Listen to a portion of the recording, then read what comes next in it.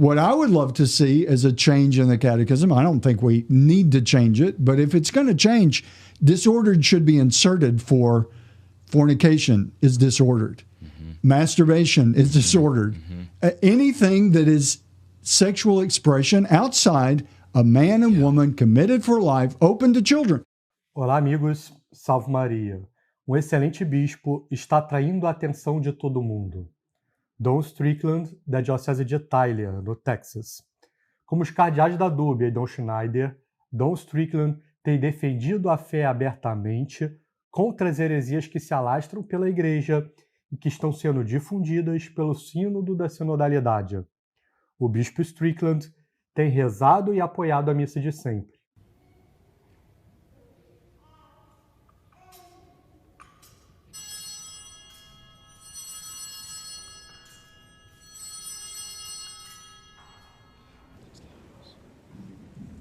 Bendicat vos omnipotens Deus, Pater et Filius et Spiritus Sanctus. Condenou publicamente a fala do bispo português, que tinha dito que a JMJ não deveria converter ninguém.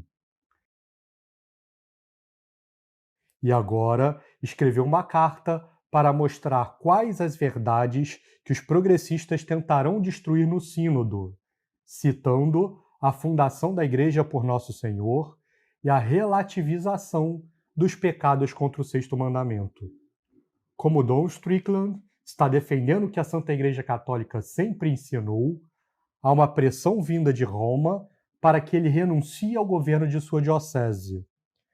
Alguns dos melhores bispos de todo o mundo reagiram a este fato e pediram que ele se mantenha firme na defesa da fé. Dom Atanásio Schneider, por exemplo, escreveu uma carta aberta a Dom Strickland, dizendo que, ao contrário de São Basílio, que recorreu ao Papa Damaso, você, infelizmente, não tem a possibilidade real de recorrer ao Papa Francisco para ajudá-lo a manter zelosamente as sagradas tradições do passado. Pelo contrário, a Santa Sé agora o coloca sob observação e ameaça de intimidação e privação do cuidado episcopal do seu rebanho em Tyler, pela única razão de que você, como São Basílio, Santo Atanásio e muitos outros confessores bispos na história, mantém as tradições dos padres. E o bispo arrematou afirmando que os futuros papas certamente lhe agradecerão pela sua fidelidade à fé católica. E para que vocês tenham ideia do combate que Dom Strickland está travando contra os inimigos da fé, vejam como Sua Excelência refutou a tentativa dos líderes do Sínodo de excluir os atos homossexuais como um pecado contra o sexto mandamento. E na mesma entrevista, o bispo também refutou as posições do ideólogo LGBT indicado pelo Papa Francisco para o Sínodo, James Martin. You know, as for something radical that the Pope would do, we wake up every day and the Pope does something radical. It's hard to... Oremos para que Dom Strickland se mantenha firme no governo da sua diocese. E que viva Cristo Rei. The wordsmithing of people like Father James Martin, who I don't think explicitly contradict the faith, but seem to speak in a way that lead those who are questioning the Church's teachings on homosexuality. And certainly people gravitate to him that feel supported in living what the Catechism says is a sinful lifestyle. Yeah. What I've said, and I'll say right here again, Father Martin and others have argued the word disordered, that needs to be changed in the Catechism. No. What I would say is it needs to be included even more to recognize that, you are married to a beautiful wife. You have 4 children. Yep. Is that correct? Yep. Marriage it's a very narrow path. It's sort of the eye of the needle. It's for a man and a woman only, committed for life, open to children. Those qualities are what marriage is. Anything else, any other expression of our sexuality, which happens rampantly and in ways that probably neither of us have even thought of in the world today, they're disordered. Yeah. And I take Father James Martin's point that, oh, you pick on the gay couple, but you allow the heterosexual couple to just shack up and no problem. Absolutely.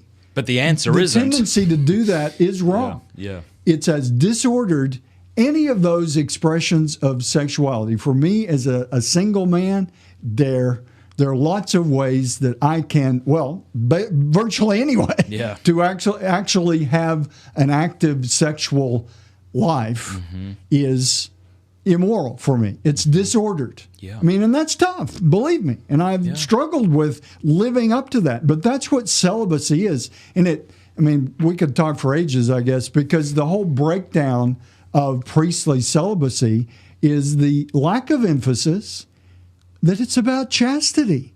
It's not just about, oh, you can't get married. It's about you remain chaste and unengaged in sexual activity of any kind. And that's a challenge for a man or a woman in the world today.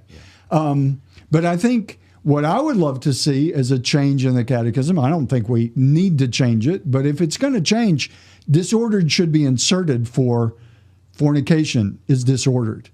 Masturbation is disordered. Anything that is sexual expression outside a man and woman committed for life, open to children. Contraceptive intercourse for a man and woman married is disordered. Right. I think we've got to be clear about where the disorders are, because we're living in a time when the disorder is carrying the day.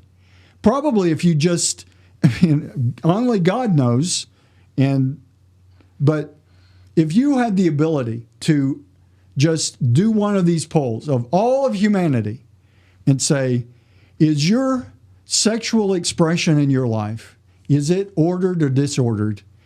I think for most of the planet, across the world, it would be disordered at this time in all kinds of different ways.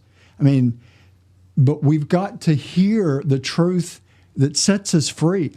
As a single man and a celibate man for most of my life, there are challenges there. I think, to be honest, for most of us, it may not be the biggest challenge in this person's life or that, but it is a challenge some degree, to really genuinely live a chaste life. That's why St. Joseph is so important for men in this year of St. Joseph, because he models for us in a supernatural way.